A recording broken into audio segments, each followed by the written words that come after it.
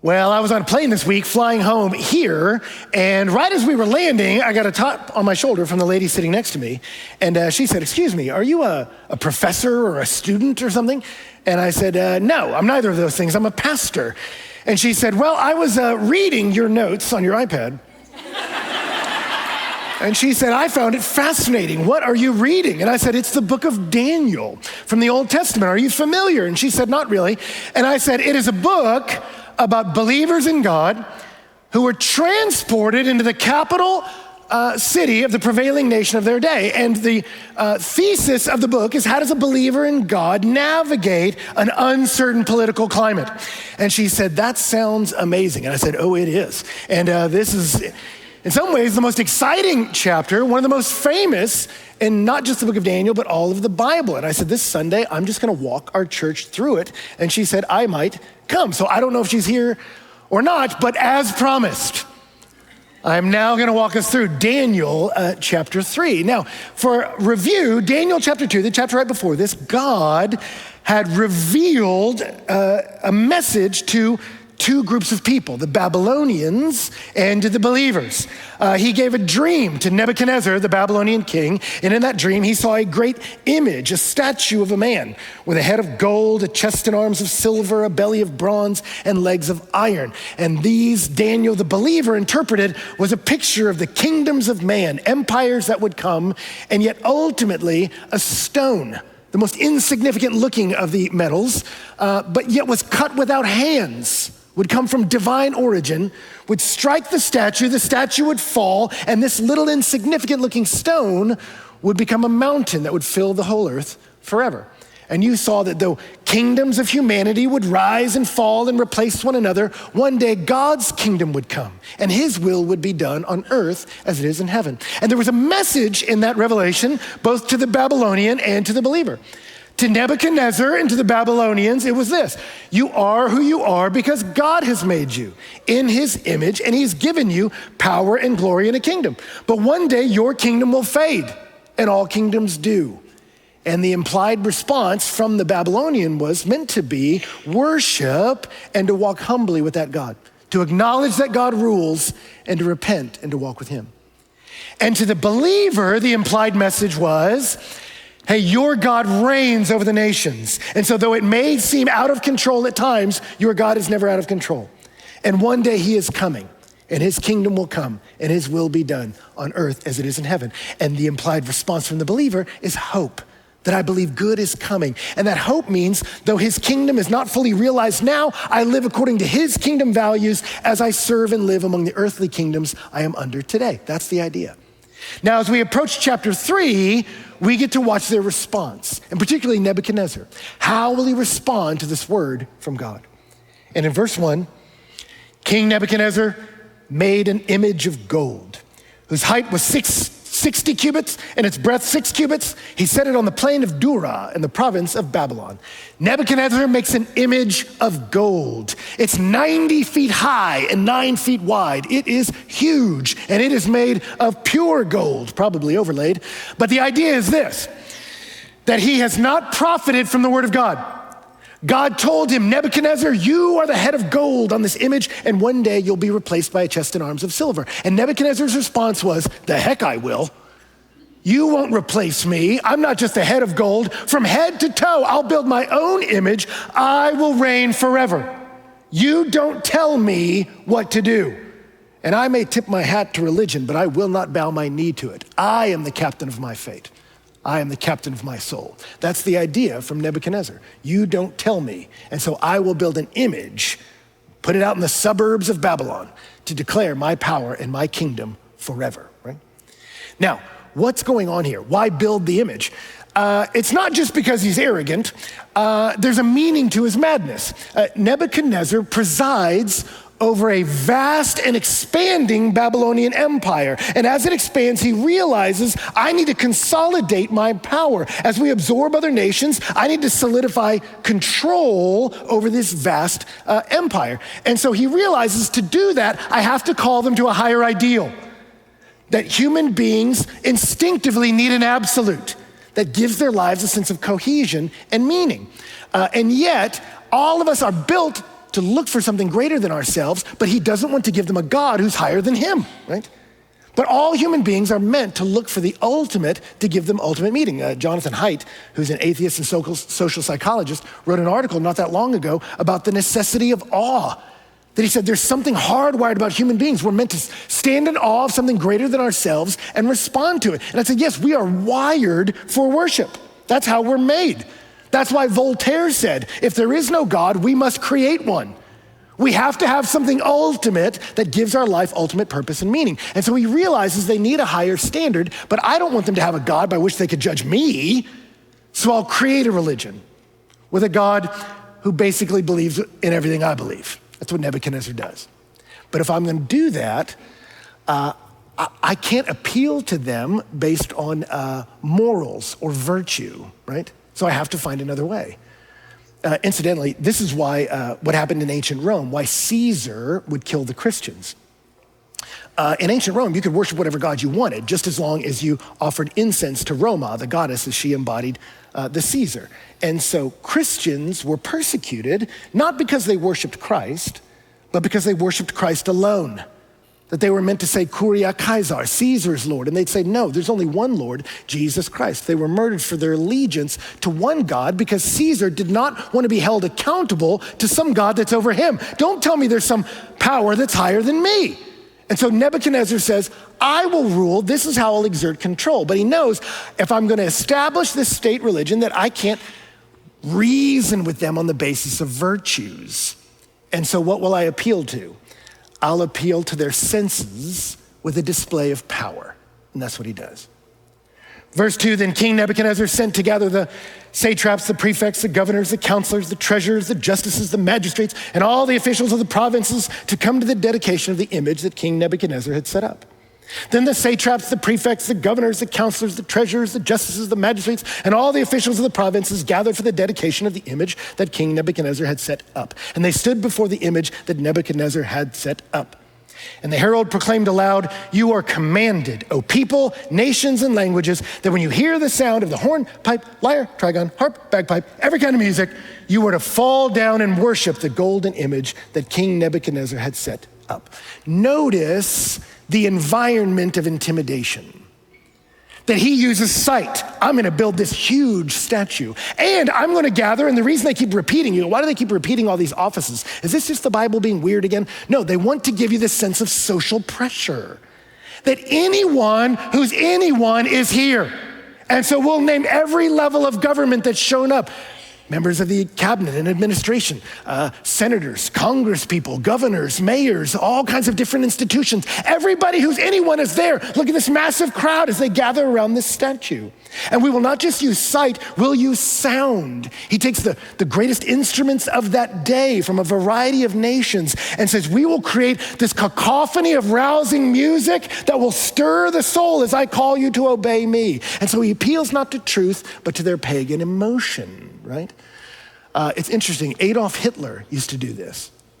Hitler was inspired by Wagner's operas. Wagner, who was anti-Semitic and also rejected the notion of God because he felt both the Jews and the Christians honored a lesser sense of men that were humble and meek. And we need to return to the powerful Norse gods, gods of might, gods of power.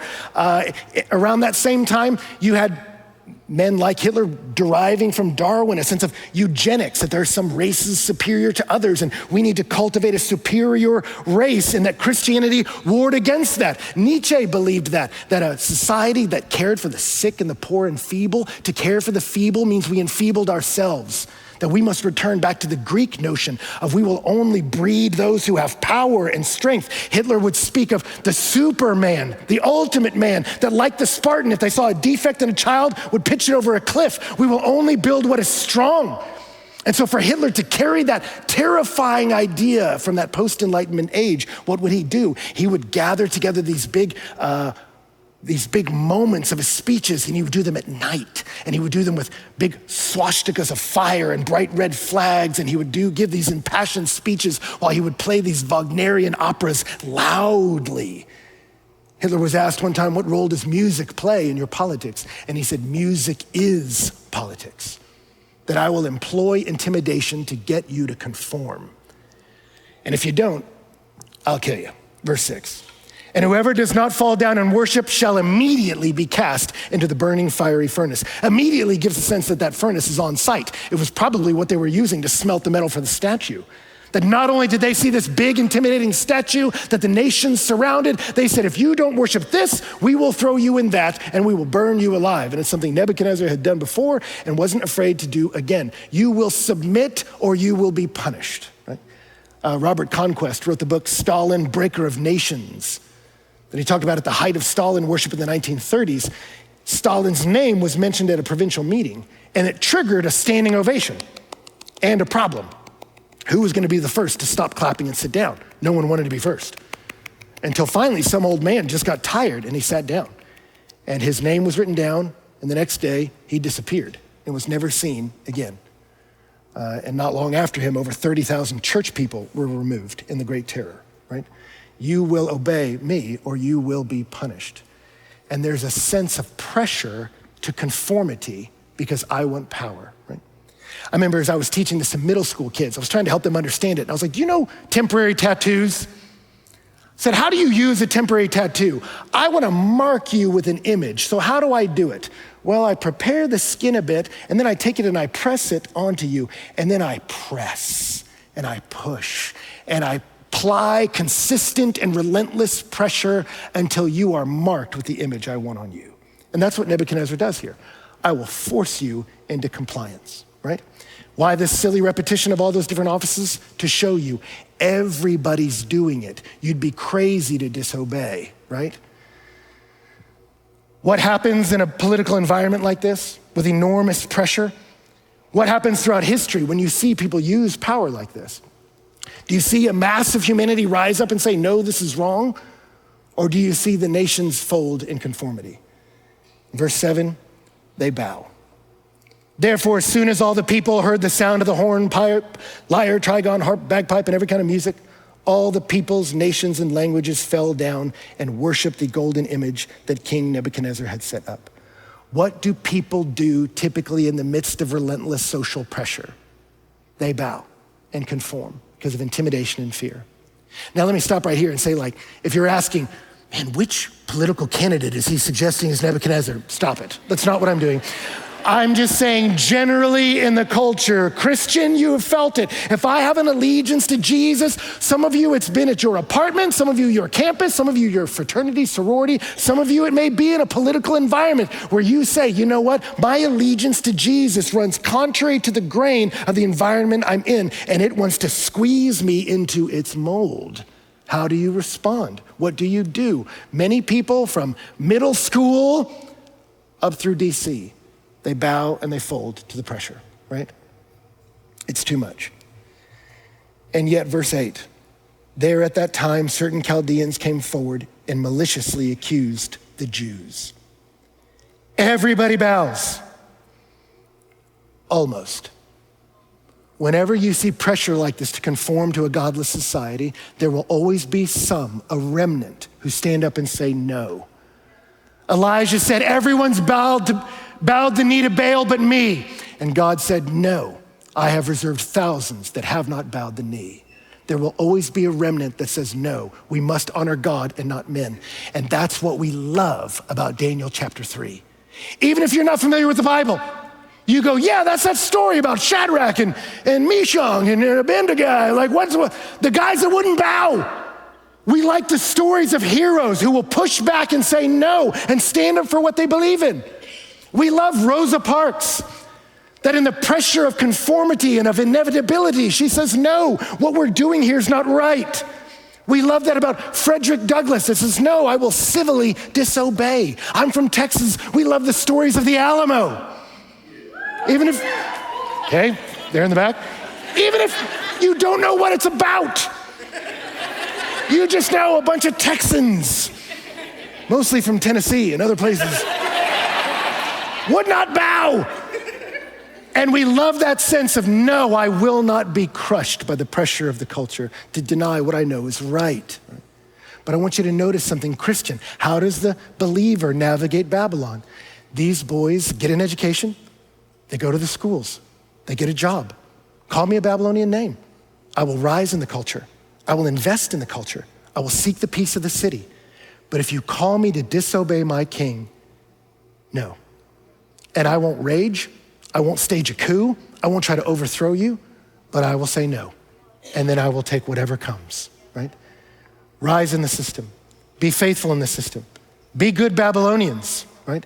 But if you're asked to compromise your faith, you stand against the music, against the populace, against the king, against death.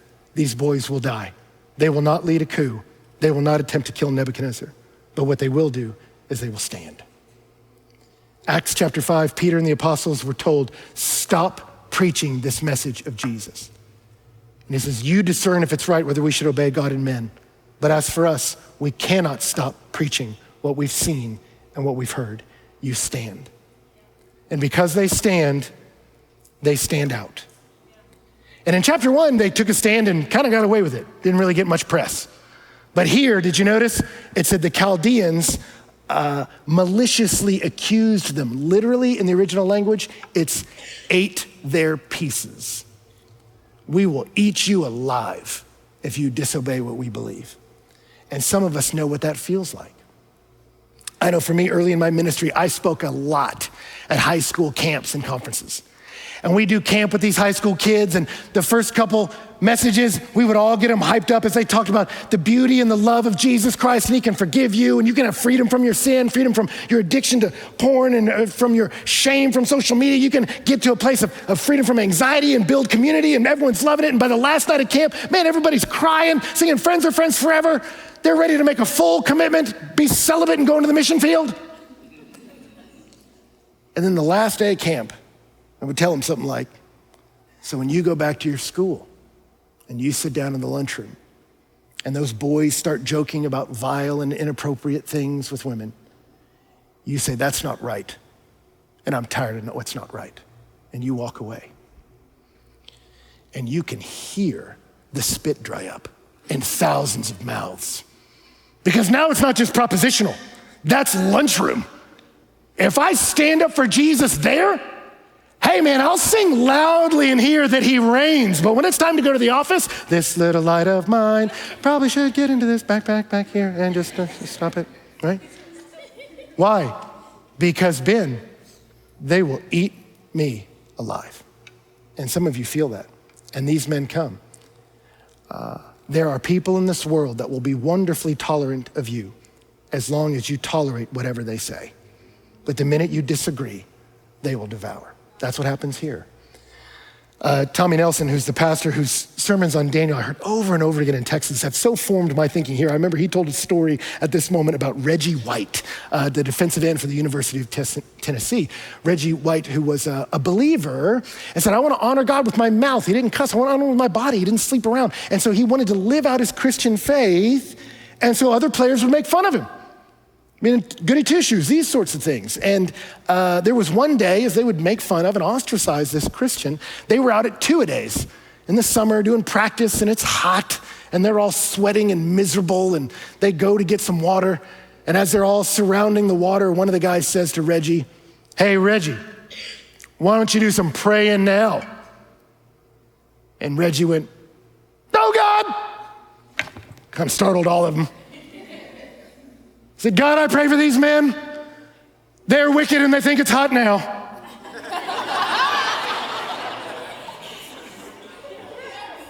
They're sinners on their way to hell. So have mercy on their souls in Jesus' name, amen. And he said, you may not be that bold, but you stand. You stand.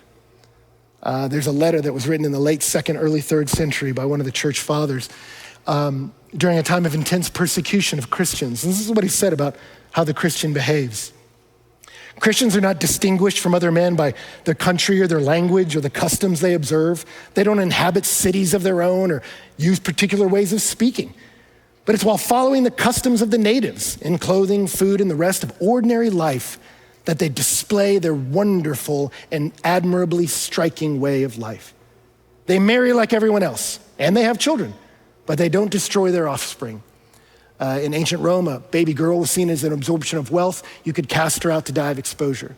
They said, we marry just like everybody else. We have kids, but we believe little girls have dignity, so we care for them. They share a common table, but not a common bed. They share the table with anybody, but they won't share their bed with everyone. They exist in the flesh, but they do not live by the flesh. They pass their days on earth, but they are citizens of heaven. They love all, even when they're hated by all. We're a part of the culture, but different from the culture, for the good of the culture. That's what a Christian does, right? And there will be some that respect it.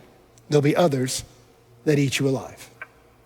In verse 9, they declared to King Nebuchadnezzar, O king, live forever. You, O king, have made a decree that every man who hears the sound of the horn, pipe, lyre, trigon, harp, bagpipe, every kind of music, shall fall down and worship the golden image. And whoever does not fall down and worship shall be cast into a burning fiery furnace. There are certain Jews whom you have appointed over the affairs of the province of Babylon, Shadrach, Meshach, and Abednego. These men, O king, pay no attention to you. They do not serve your gods or worship the golden image that you have set up. There are certain Jews. There's probably an ethnic element to this. The Chaldeans were an ethnic group that Nebuchadnezzar came from. And so there might be a bit of racial tension here. You put a different group of people over us. Likely it's more of a religious emphasis that the Chaldeans were so into mysticism and magic and astrology. These people don't believe our religion, and yet you gave them authority over us? But probably and most likely, if you read the context from before, what happened? These guys got promoted in their political jobs and the Chaldeans didn't. These accusations are built on professional jealousy. I don't like that you got promoted and I didn't. I know that's hard to imagine. Professional jealousy in the office place. Just try to imagine centuries ago, that was an issue in Babylon. And so here these people accuse them, hey, king, they dishonor you. You gave them a raise and look at how they're treating you. They've angered our gods. They're putting us at risk. And they won't bow down before the statue. They won't get in line. They're anarchists. They're threatening the stability of the thing you're building here. These people are dangerous. And if you look throughout history, there are groups of people that say the most dangerous part of our nation are the Christians, the believers. They're a threat, right? If you read through the Old Testament, Pharaoh wanted to get rid of the believers in God. Why? Even though Joseph had led to the flourishing of the nation, there arose a Pharaoh who did not know Joseph nor the things he had done, and he oppressed Joseph's people. There will always be people who say, we need to get rid of these Christians. Rather than being the fabric that has cohered a nation, they're a threat to it. There'll be people who think that way. MIA, the rapper, who you might know from such hits as No One on the Corner Has Swagger Like Us. Swagger like us, swagger like us. When she became a Christian, she said, the fact that the biggest backlash in my career of life that I'm facing came after saying Jesus is real is such a revelation to me. There are people on these apps who would rather me be a bad girl than a good one. That's true. Verse 13, then Nebuchadnezzar in furious rage commanded that Shadrach, Meshach, and Abednego be brought. So they were brought, these men, before the king. And Nebuchadnezzar answered and said to them, is it true, O Shadrach, Meshach, and Abednego, that you do not serve my gods or worship the golden image that I've set up? Now, if you're ready when you hear the sound of the horn, pipe, lyre, trigon, harp, bagpipe, and every kind of music to fall down and worship the image that I have made, well and good. But if you do not worship, you shall immediately be cast into a burning fiery furnace. And who is the God who will deliver you out of my hands? He hears the accusation and he brings them forward to validate the charges. Is this real? Is this true? Why not just kill him right away? I think because he likes these boys. Believers, the New Testament tells Christians that we're supposed to work heartily as if for the Lord, not for men. We do great in all of our work. We're not just different odd, we strive to be different better. And here, Babylon has thrived under the believer. And so he looks at them, I don't want to destroy these boys, but you need to get in line. So tell me you misunderstood. Tell me the Hebrew word for stand was my Aramaic word for bow. Tell me you misunderstood.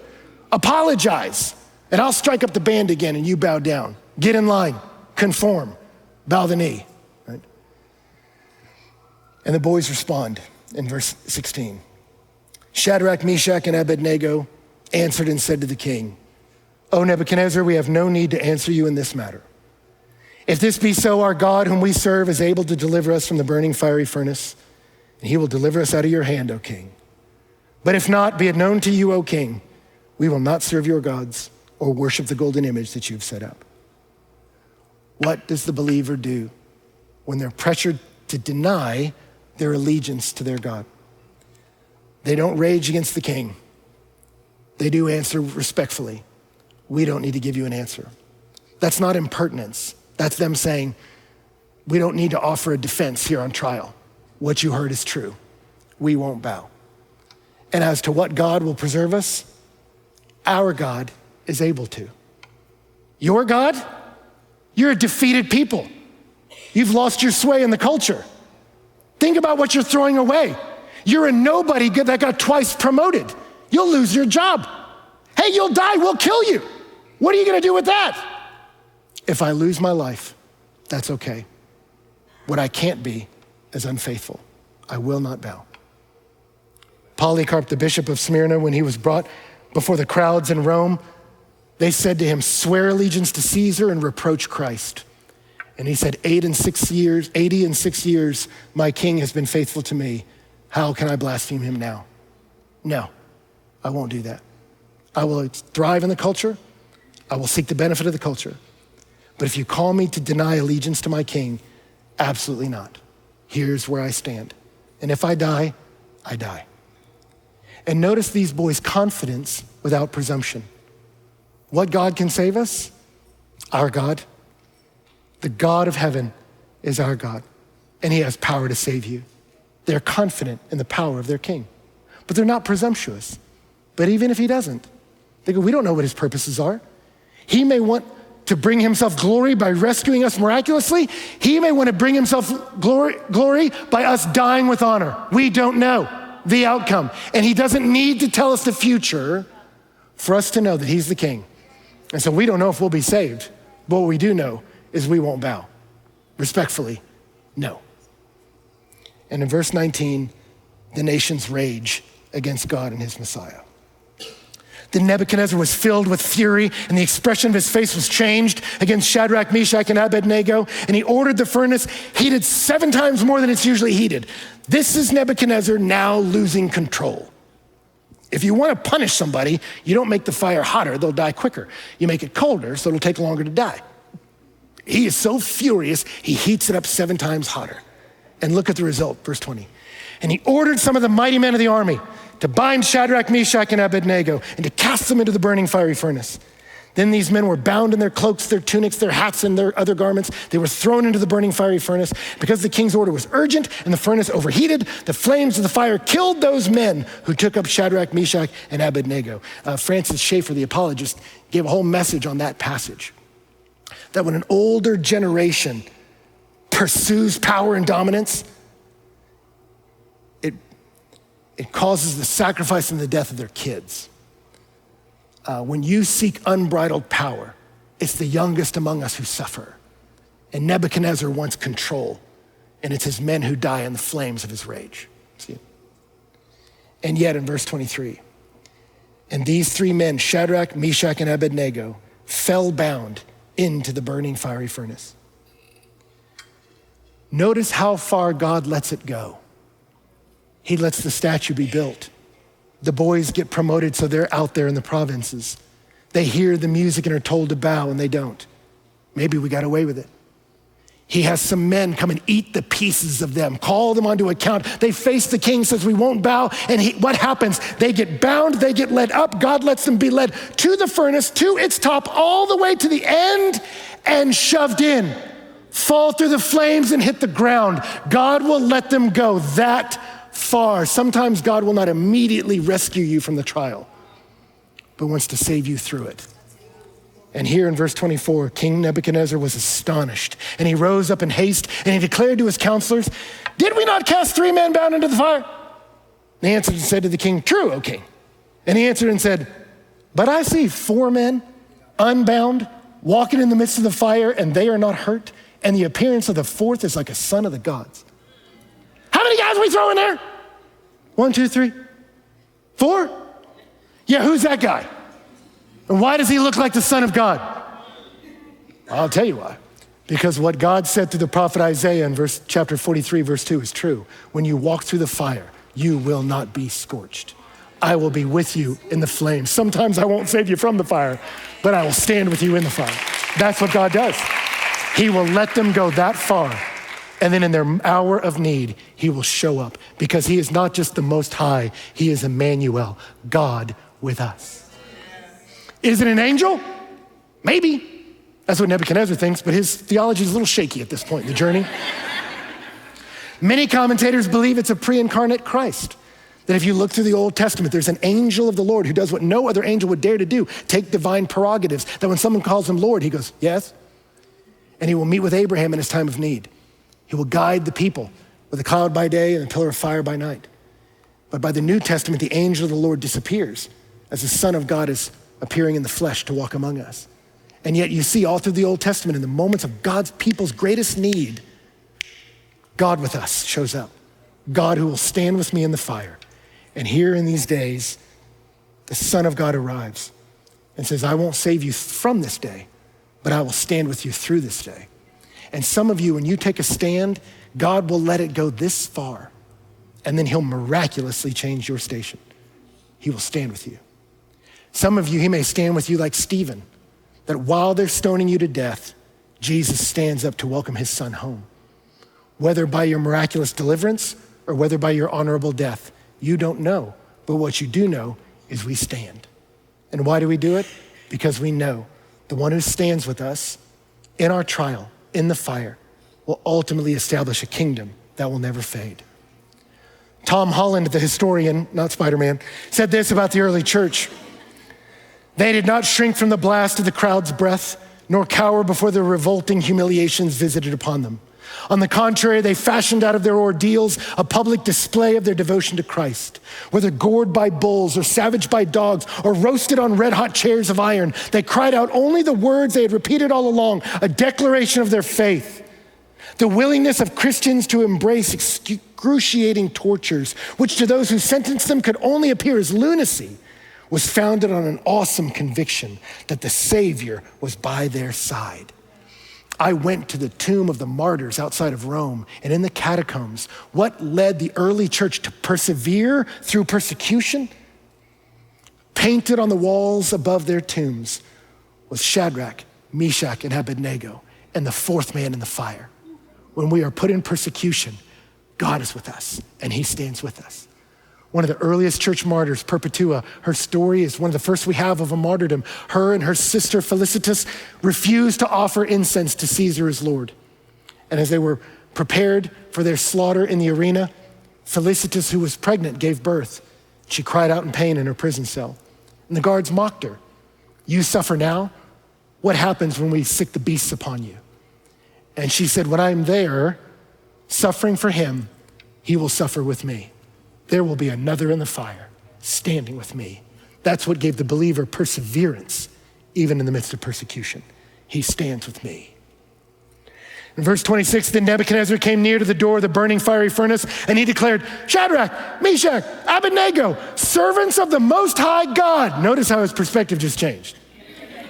What God can save you? Hey, guys who serve the best one, come out and come here. And Shadrach, Meshach, and Abednego came out of the fire, and the satraps, prefects, governors, and king's counselors gathered together and saw that the fire had not had any power over the bodies of these men. The hair on their head was not singed, their cloaks were not harmed, no smell of fire had come upon them. And Nebuchadnezzar answered and said, blessed be the God of Shadrach, Meshach, and Abednego, who has sent his angel and delivered his servants who trusted in him and set aside the king's command and yielded up their bodies rather than serve and worship any God except their own God. Notice what happens. Great is the God of the believer, and great is the believer in God. Great is a God who stands with his people and saves them, and great are the people who will stand with their God even in defiance of me.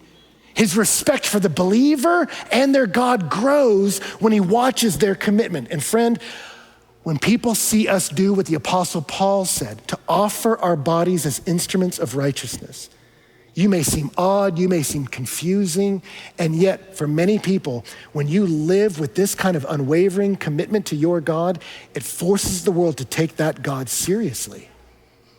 And in verse 29, therefore I make a decree, any people, nation, or language that speaks anything against the God of Shadrach, Meshach, and Abednego shall be torn limb from limb and their houses left in ruins, for there is no other God who's able to rescue that way. It's not really what God's looking for, But Nebuchadnezzar's on a journey, and we're going to watch him go a little further in the next couple weeks. But he just says, Probably he's trying to appease this God. Sorry about that. Anyone makes fun of this God, I'm gonna kill you. And you realize, hey, God could have killed Nebuchadnezzar a long time ago. God is not here to destroy his political opponent. God is here to save him. And you're gonna watch God call Nebuchadnezzar to repent in chapter 4. How does the believer live in Babylon? With faithfulness to our God, believing he may save us out of the fire or he may send us into it to die well. But either way, he is God with us, who stands with us. And when the world watches us live out our convictions, it will force them to take our Christ more seriously, right? And Babylon will change because of the faithfulness of the believer. I remember for me, when I was in college, my freshman year, I was having a bit of a crisis of faith, and I lived off campus with some buddies, and several of the guys I'd become friends with all rushed this fraternity, and not all fraternities are bad, not joining fraternities are bad, but for me, as we were in this environment, they were just doing a lot of stuff that I knew didn't honor God. And I knew for me, with my faith as shaky as it was, I don't know that I could stand in the midst of that cultural pressure. Maybe the best I could be is mostly sober. But I realized if I say no out of my faith, it'll cost me. But I stepped out of rush, said no. And when these guys heard I had done that because of my faith, boy, several of them did not like that. And I remember one particular guy, he would see me and my friends talking together, and he would walk up and purposefully walk into the middle of us, turn his back to me, and then talk to them. I reject you because you rejected us. And yet I began to grow in my faith through college, sophomore year, junior year, got into some Bible studies, began to grow in my faith, joined a men's club, which sounds weird. It wasn't weird. It was kind of a Christian men's group, and ultimately became chaplain of that group. And while I was chaplain, I got a call from a sorority, the Zetas. And a girl at the Zeta said, will you come lead a Bible study at our sorority house? And I said, yes. And I sat in the sorority house and I talked about a God who is sovereign over the nations and uses his power not to condemn, but to save through Jesus Christ. And then from there, I got invited to speak at another sorority and another one and another one. I don't know if you know this about your pastor, but my preaching career began in sorority houses. And on it would go. And then I got a call from some frat guys. And they called me and sat down and said, hey, we want what you have. We want to see this allegiance to Christ present in our fraternity. They said, but we don't want to invite you to come like the girls are doing. We want you to teach us. And we want to take a stand for our faith in the midst of our brothers. And by risking and experiencing rejection from the culture, I actually ended up getting to have more influence on the culture. And often that's the way it goes, Christian. Live in such a way that it forces people to take your God seriously. Last story. Right out of college, I traveled in Rome, Italy with my sister and a friend of hers. I've told stories about this trip. And there was one day we were being led by a tour guide that was a young guy, funny, but always making kind of rude and lewd, inappropriate jokes. But he brought us into this church at one point, and as he walked us into the church, he had us all step into the main sanctuary and turn around in this ancient church and look at the doorway on the way out. And he began to regale us with a story. He said, hey, do you notice anything different about that door? And some people mentioned, yeah, on either side of the door, there's what looked like bowling balls kind of embedded into the walls. And he said, yeah, do you know what those are? He said, those are measures that were used back in the day in the marketplace to measure out grain as you transacted business. But as you transacted business and bought grain and the like, into that moment, you wanted to honor the gods for their delivering of your food. And so you would offer a pinch of incense to the goddess and say, Kuria Kaisar, Caesar is Lord. And he said, but the Christian wouldn't do it. They would only say, Kuria Jesu. No, Jesus is Lord. And so in that moment, the local officials, if a Christian refused to bow the knee, would take their head and smack it against those rocks. So you want to try that again? And if they said, hey, I'm going to be a part of the culture, farm, buy, sell, transact, but I have an allegiance to Jesus alone, boom, hit them again. He said, and Christians were beaten and mocked and persecuted because of their allegiance to Christ. He said, but ultimately, the Christian didn't bow to Rome, but Rome bowed to Christ. And the Christian culture grew as people watched the odd, backward, strange, beautiful, courageous, but humble life of Christians. More and more Romans bowed the knee to Jesus. And he said, and so as this church was built in Rome, they embedded these stones into the wall. to say it was the faithfulness of believers who before you that purchased the right for you to be in worship in this space. And then as you walk out, you're meant to see them. And it's meant to communicate, now it's your turn. A generation was faithful before, you be faithful now. And one of the friends we traveled with was a girl that I mentioned before had a debilitating disease. The cartilage was gone from her joints. Walking was intensely painful. But this guy who was making all these kind of funny jokes and comments, when he watched this girl have a real allegiance to Jesus, the one he had just told in a story of long ago, his demeanor changed as he watched someone live with a conviction that that king is my king. Towards the end of the trip, I left before the girls. I left early. And my sister called me later and said, we were talking after you left and said, the whole time you were with me and my friend in Rome, she said, I don't even know if you noticed you would do this. You would sort of always walk ahead of us and behind us as we moved through the city. You were always kind of behind and before. And my friend said, it was kind of like Jesus, how he shepherds us, but hems us in before and behind. And they kind of had this metaphor going. And so she's like, so when you left, we just sat down on the curb and cried for like over an hour. I was like, oh, sorry, I didn't know that. And she said, yeah. So we went without your shepherding to the hostel we were staying in. And as we got there were some other people staying there and a group of guys, and they began to ask us about our lives. And at some point it came up that we were Christians. And as we mentioned that, there was an instant recoil. And one of the guys said, well, how come Christians act like this and believe that and do this and do that? And this guy started talking about how Christians were antisocial in all different kinds of ways. And as he got talking, he got more animated, got more angry. The room got more heated. Other people did. And she said, my sister said, suddenly we felt very threatened by this animosity that had kicked off because of our allegiance to Christ. My sister said, I didn't know how to handle it. We were wishing you were there. She said, but then my friend, this feeble-bodied girl, after all the anger and rage began to die out, she said, I don't know about most of what you're talking about. She said, but I know my allegiance is to this man. And she said, now I believe Jesus Christ is the Son of God, ruler of heaven and earth. And yet he took all that power and authority and he did not lord it over us and crush us. The God of heaven became Emmanuel, God with us. He entered into our pain, entered into our story.